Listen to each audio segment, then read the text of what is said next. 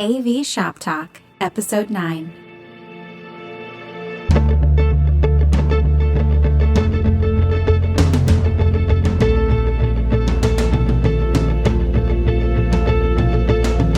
Podcasting from Boston, Massachusetts and Los Angeles, California, this is AV Shop Talk.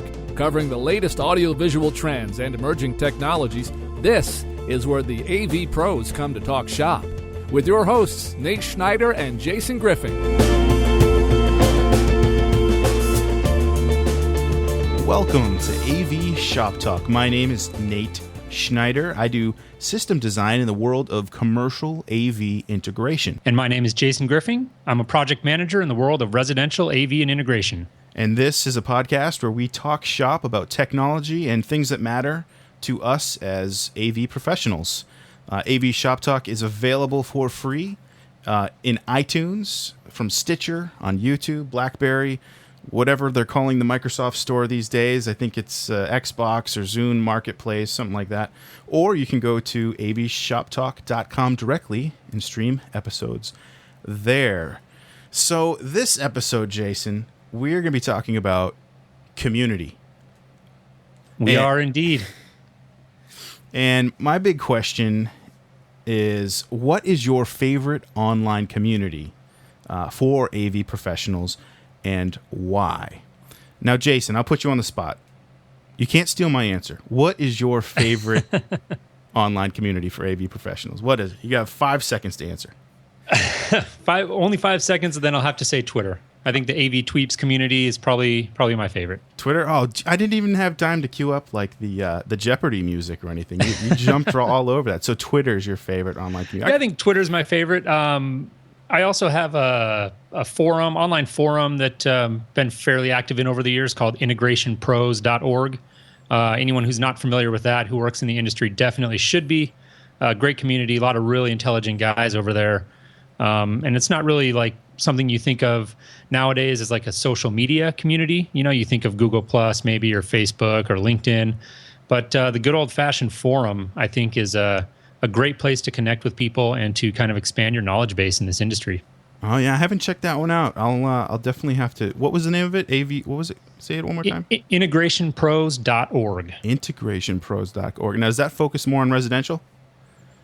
Yeah, I would say for the most part. There's definitely some commercial guys in there, and that stuff definitely comes up. It's certainly not exclusively residential, but yeah, in my experience, I would say yes, probably leans residential. Okay, cool. So in this episode of AV Shop Talk, we're definitely going to be focusing on online community. It's something that is, I feel, very important, very near and dear to my heart, and I think there's a lot of power in online community and how connected we are.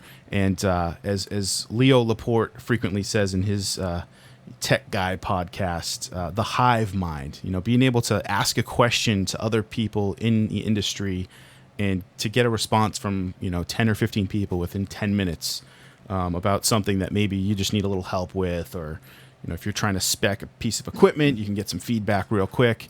I think there's a lot of value to online communities. And one of the communities I just discovered this summer is called the AV Install Nightmares Facebook group. And it was created by a AV consultant named Jerrold Stevens. And it just so happens we were able to get him on the podcast and interview him. So that's who we're going to be talking to this episode of AV Shop Talk. And I wanted to just kind of tell you a little bit about where he's coming from. He's a very knowledgeable AV pro. Just to name a few things, he's currently a principal of Convey Tech Consulting, LLC. In the past, he was director of support and education at EAW, the speaker manufacturer, and he was also a principal consultant at PMK, which is a very popular, widely known consultant group. So this interview was the first time I spoke with him, and one of the things that really stuck out to me was the fact that he legitimately he has no ulterior motives for this community. I mean, a lot of people we talk to or you see online are trying to monetize things or trying to profit in some way, or promote a book, or whatever they've got going on. It seems like everybody's trying to sell you something.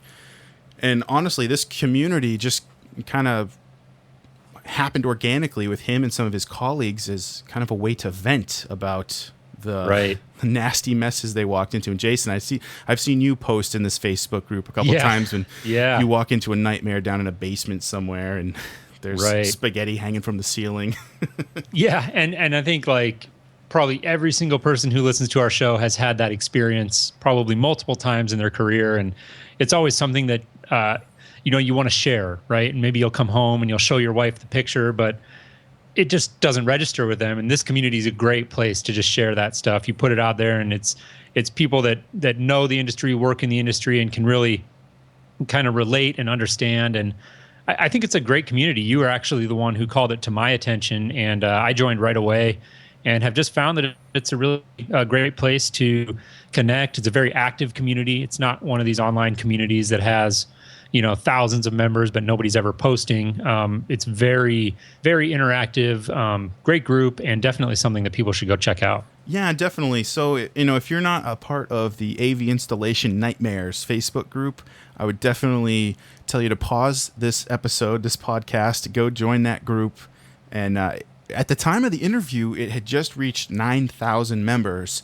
And now we're about to publish this episode of AV Shop Talk. They're at like, I think 9,700, so they're like 300 people away from hitting the 10,000 mark. So I don't know how much influence this podcast has, but hey, if you listen to this, go join the group and say, hey, we heard about it from AV Shop Talk, and we'll see how many people we can get joining that group, because I think it's pretty cool what Jerrold started over there. So.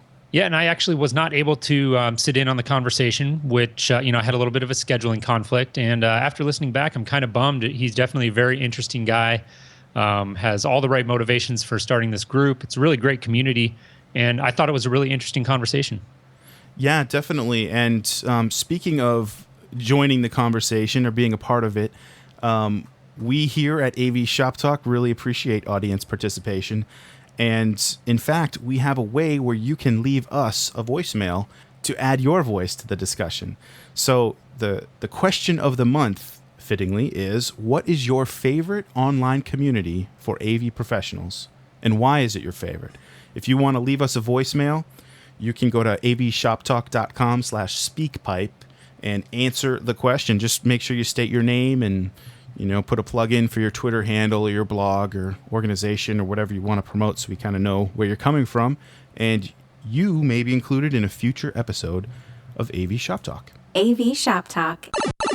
I'm very excited to be talking with Jerrold Stevens tonight, and he is the creator of the AV Installation Nightmares group on Facebook, and that group is upwards of 9,000 members right now, and I can personally give testimony to the fact that there are about 9,000 active users. These aren't just people that sit in the background, but anytime something is posted to that group, there's all kinds of opinion and great discussion happening on that site. So welcome, Jerrold. Thank you for taking the time to join us tonight. Well, thank you, Nate. I'm very, very honored that you wanted to speak with me. Yeah, I mean, the group was something that I wasn't aware of until recently, and so I have friends from past employers that I've worked with, and every once in a while I'll see somebody post, a picture of a chandelier hanging in front of a projection screen, and that'll be their day at the on the job site, and they're just basically posting real world things. And I remember thinking like, oh man, some of these guys see this a lot. I mean, you got to start a blog or something. And it was very short, basically a couple weeks after that somebody turned me on to the Facebook group, and there is a thriving community of folks that are posting all kinds of things they encounter. So Jerrold, can you give us just a brief introduction about who you are as an AV professional?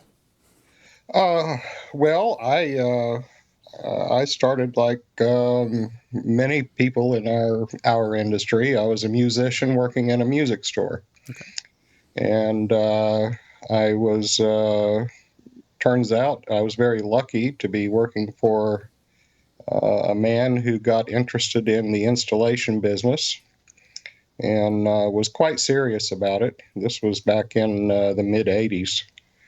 And he had gone to the Don Davis, sound design seminars when Don was still teaching it. Mm-hmm. And he started getting me involved. He even bought a compact suitcase computer, if anybody's old enough to remember those, and the original JBL CADP software, and started teaching me about designing loudspeaker systems.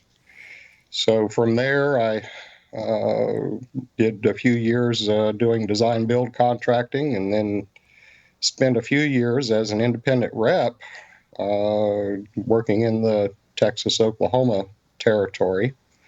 And I think that was a real key move for my career because I got to meet so many people in the business, contractors and consultants and integrators and manufacturers. And one thing led to another. In 2000, I became a consultant with PMK Consultants out of Dallas. Okay. Spent 8.5 years there working on projects around the U.S., a lot of work in Vegas, a lot of churches, performing arts venues, casinos, exhibition and meeting facilities, sports facilities, pretty much anything. Yeah, and when you're mentioning all these things too, I mean, I think you strike me as kind of a humble guy, but these are some pretty high-end places that you're working at here. I mean, these aren't just like little churches or little casinos. Like these are the ones that you'd recognize if we said the name. But I know just being in Vegas recently, I definitely recognized some of them. I was out there for Infocom. But it sounds like you really started off as an audio guy through and through, and you said the move to Texas helped you. Now, did that help you because you were, something about that location, that there was a lot of activity going on in that specific area, or was it the people that you were in contact with? Well, it was about the people that I was meeting. I think you probably know as much as I do that, a lot of times it's all about who you know. Yeah. What kind of connections you make. There's a very, very valid point to make about your network. And I was just lucky to have worked with people who introduced me to a lot of other people. And so that's served me very well since then. Back in 2009, I went over to Dubai. One of the partners in the PMK office in Dallas opened up another separate business in Dubai, and he had been after me to come out and help him there. So I got to spend a couple of years in Dubai working on some pretty high-profile projects there as well. Yeah. Now, so you're currently with Convey Tech Consulting, based out of New Orleans. Is that correct? Yes, that's my own company. Okay. After my last position, I decided that I'm tired of working for other people. So Yeah. So I started my own little consulting company, and I'm working on on contract right now back in Dubai again. Well, good for you. Yeah, I'm just back in the States for a few days to take care of some personal business, and then I head back. Yeah. So what's it like working in Dubai? I mean, how do you feel about spending so much time over there? I guess I haven't traveled the world very much, so it just sounds all very fun and exciting to me, but I'm sure there's some difficulties with, doing work halfway around the world like that when you have to take care of business at home. I mean, how do you like doing that type of work? Well, there is certainly an element of excitement and intrigue. There are a lot of frustrations as well. One, the weather is just insane. I'm not a real good person with hot weather, and for the last 3 months that I have been over there, the high temperatures have been about 108 plus humidity. So the real field temperature is more in the 120s. Wow. And that's not fun for me at all. Especially after I spent the last couple of years actually living up near you in Woonsocket. Oh, okay. Yeah, Woonsocket's about 25 minutes from me right now.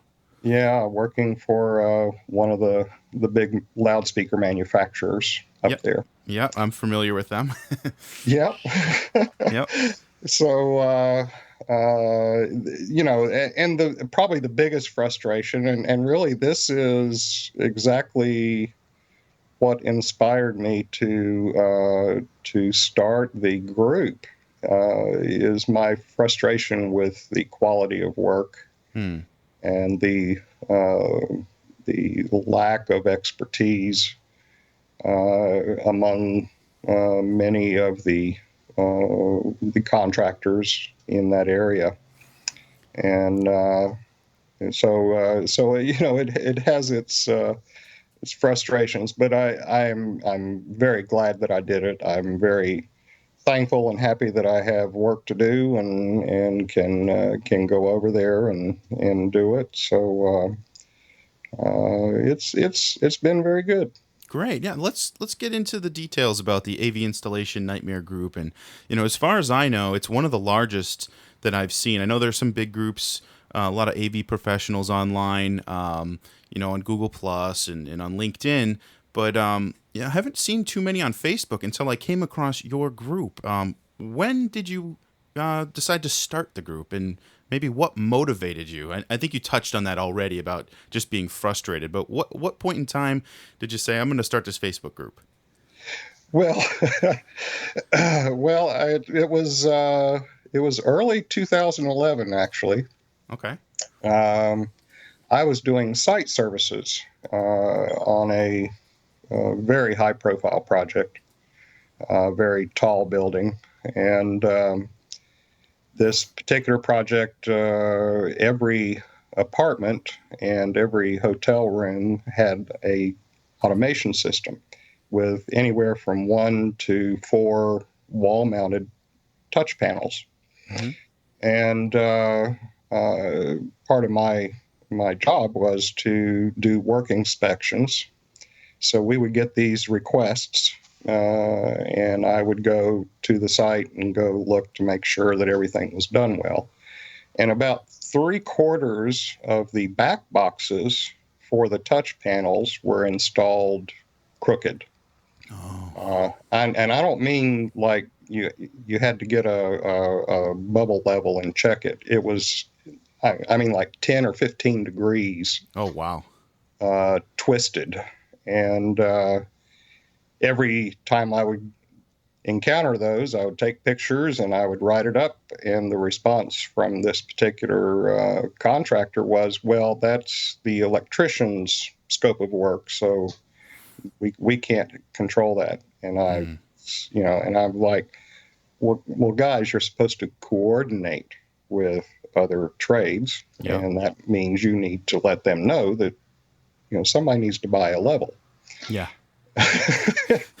And after several weeks of this, I just got really frustrated, and I wanted to just vent. And I was about to post the picture on my own wall on Facebook, and I thought, I'm going to start a group. So that was the very first picture, was this back box that was just twisted on the wall. Oh, and I just sent invitations to 30 or 40 friends of mine in the business. Yeah. And I thought maybe a couple of hundred of us would just have some fun, bouncing pictures back and forth and telling stories. But apparently it was a popular idea. Yeah, I mean, I love how it just took off organically too. And like, so when you started, it seemed like you didn't have any big plans to start, a big, 9,000 person group or anything. It just kind of morphed into it. At this point in time, do you have, a main goal or purpose for the group? Has kind of like the purpose of the group shifted at all, or are you still keeping it very much the same as it was when you started out? It's still very much the same way, and I really honestly don't have any grand scheme or plans for the group, other than, hey, it's just a place for professionals to kind of hang out and swap stories. It's a virtual bar, I guess, where Yeah. a bar at the trade show, have a drink after the show and swap stories. Well, only this one is kind of international now, so Yeah. it's been terribly interesting, and I'm just thrilled that it's worked out the way it has. Yeah, I just saw a post this week, and it was a guy very similar to what you were doing by just venting about the wall boxes. And they basically prefaced the post by saying, just venting here, guys, but I designed this sound system for this theater, and I took the measurements, and I did the calculations, and I engineered it, and I, figured out where the mounting points needed to be. And, I'm paraphrasing, but they were going on and on about the work that went involved to, figure out where these speakers or arrays, they might have been, need to be flown from. And he did all that, installed it, and he came back later at some point, and they said, well, we like the look of the speakers 10 feet this way, so we moved them, and Yeah, I know. That was crazy. And it's just like, oh, you just feel for him, because you know how much work goes into that, and to just come back and find out that somebody willy-nilly decided, well, I like the look of it this way. Yes, I fully felt for the poor guy, and that's exactly what I was hoping the group would be, is a place for people to get a little moral support. Yeah. Yeah. When they encounter those things. Yeah, and I understand there are a few group rules. A lot of these groups have, rules about things you should say and you shouldn't say. So for anybody listening to this podcast, what are some of the main ground rules that, people need to adhere to if they want to participate? Well, really, there's just two things that I try to stay on top of. Number one, I don't really want people to. I don't want it to turn into a bash session. So I ask people not to mention names. I don't want to mention the name of a manufacturer or the venue itself, or the company that did the work. There's a lot of other groups where it's pretty much open season, and sometimes the debates can get pretty heated. And I just wanted this to just be a fun place, and not some place that people would be confronted or belittled. And then the second rule is just keep it clean. There's a lot of people in the world that don't use foul language, and I didn't want to alienate those folks. And I don't care for it all that much myself. I don't have any problem with people that do, but but in an open public forum, I just felt like that was something that is probably best to avoid.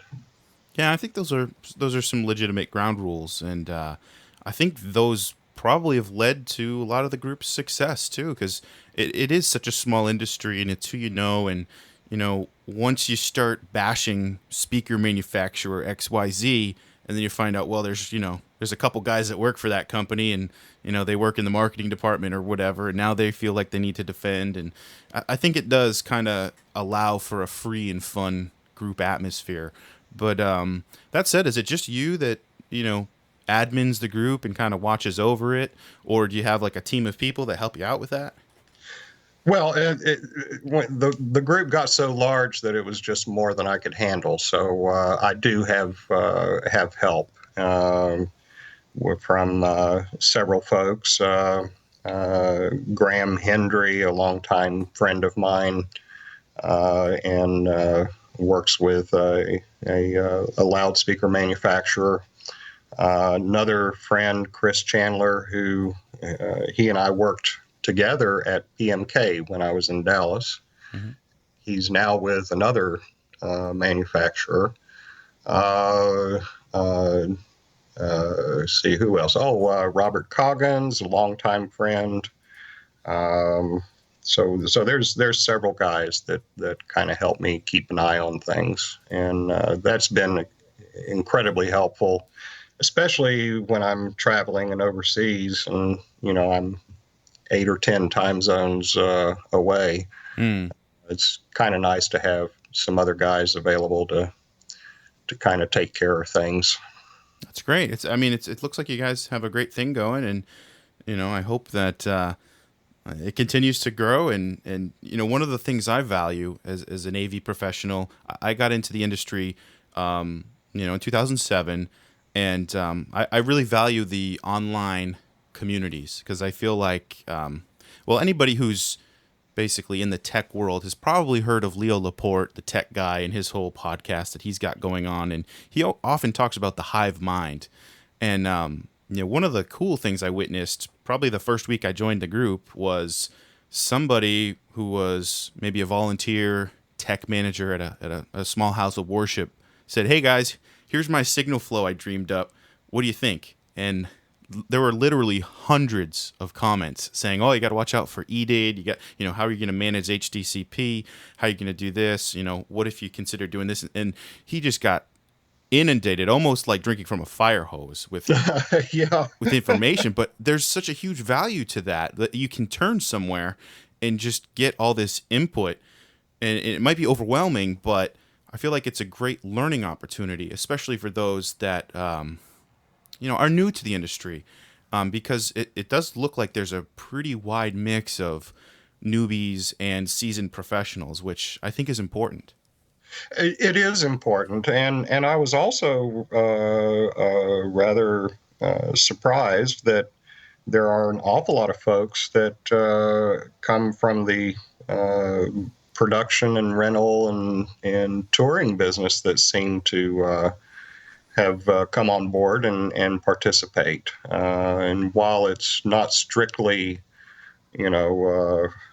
install, there's I'm sure if you've been watching the group for a while, there's some real scary things that happen in those live production settings. Yeah, the show must go on, and they'll do anything to just try to get things to, quote, work, right?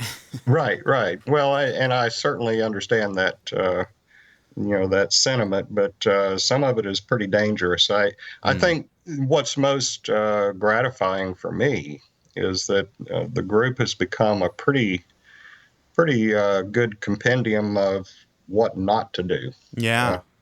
And any, younger, newer folks coming into the business, they can see pretty quickly that, maybe that's not a good idea to do that.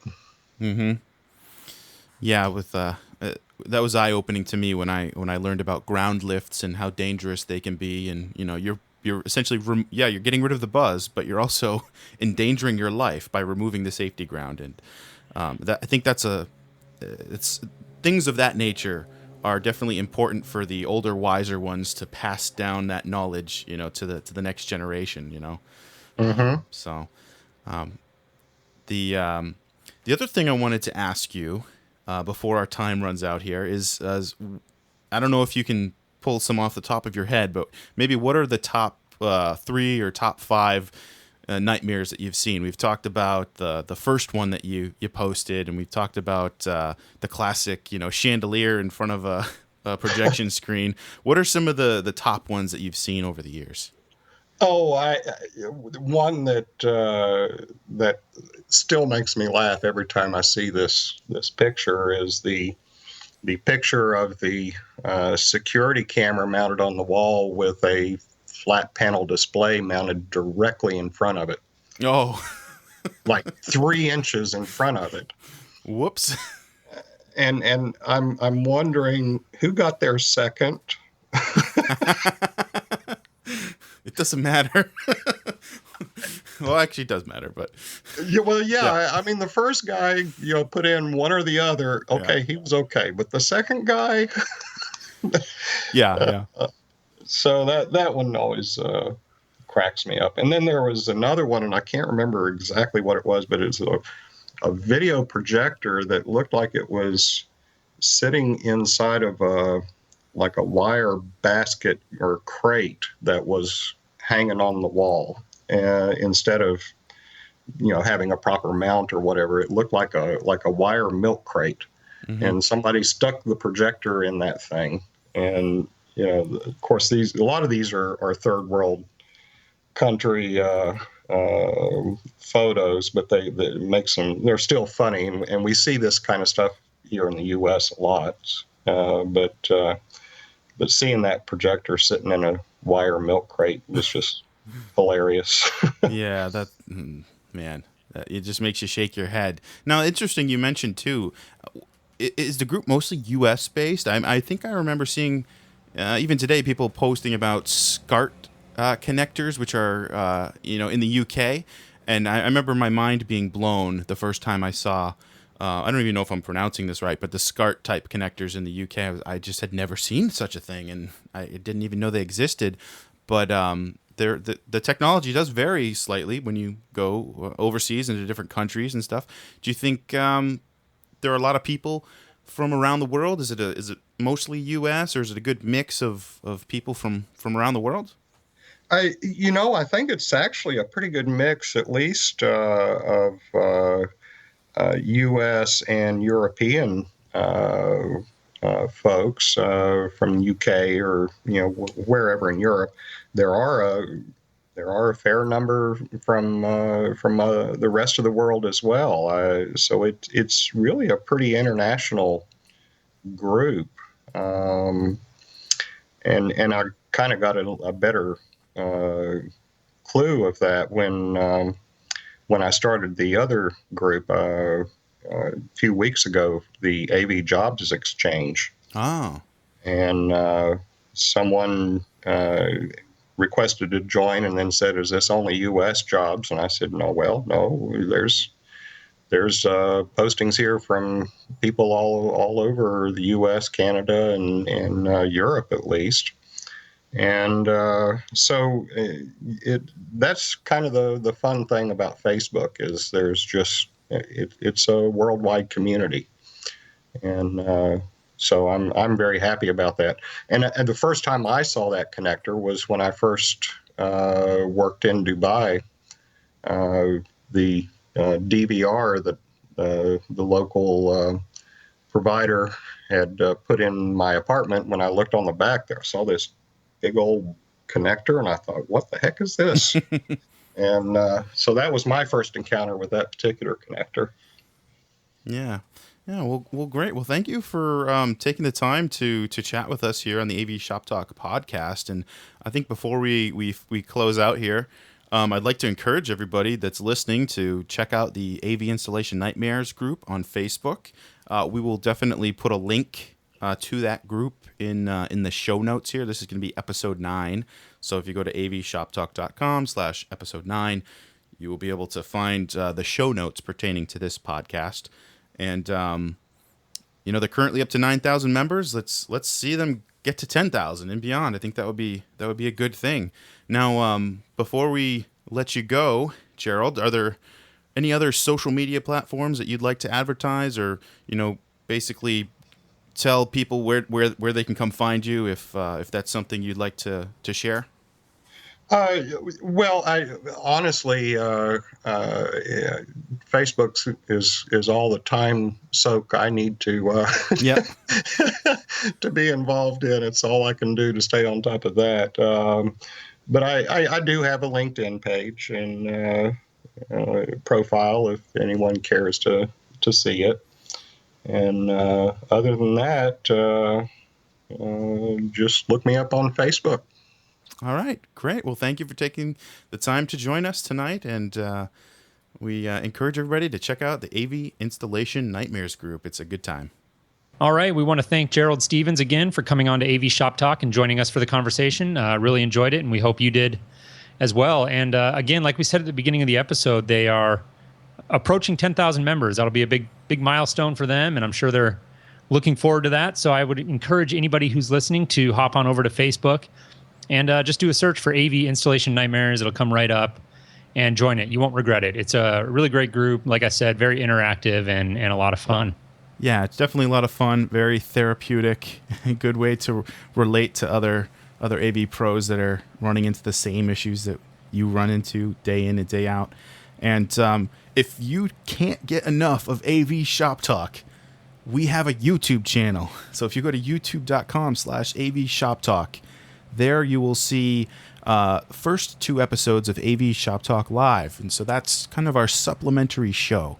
The main thing we're doing here is the audio podcast, but we're experimenting with YouTube a little bit. So we've had a conversation recently about green AV. We had a little round table discussion about what it is exactly.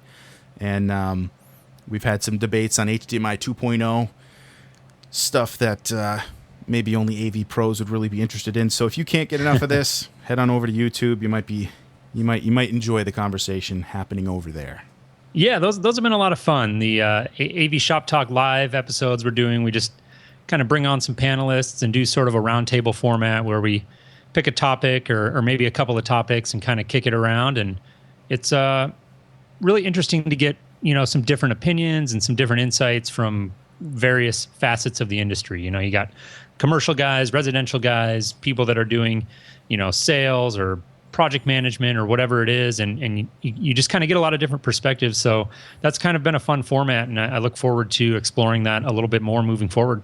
Yeah, it's nice when we have time to get a hangout on air going. The other thing is we do record it live, so we can have some live audience participation, which also brings me back to the speak pipe thing. Just one last reminder: if you want to weigh in on what your favorite what your favorite online community for AV professionals is, please leave us a voicemail and tell us where you hang out, because the fact is we only know so much about this stuff, and I'm sure we can learn a lot about where AV professionals really hang out. So we'd love to get your input and see what you guys do online and where you hang out. So please leave us a message.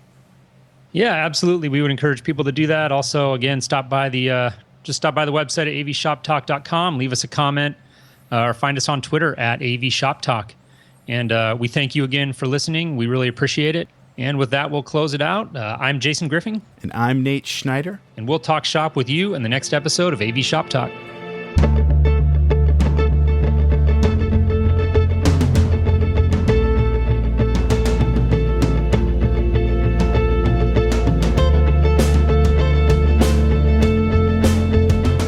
AV Shop Talk podcast is produced independently by Jason Griffin and myself, Nate Schneider.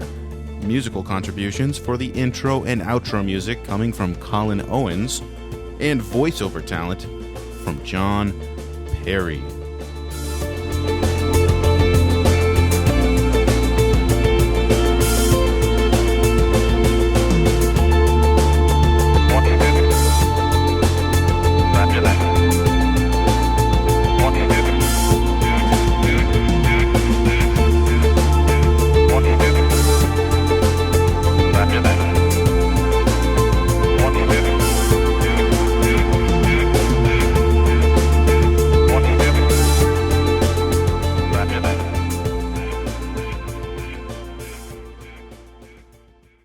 AV Shop Talk,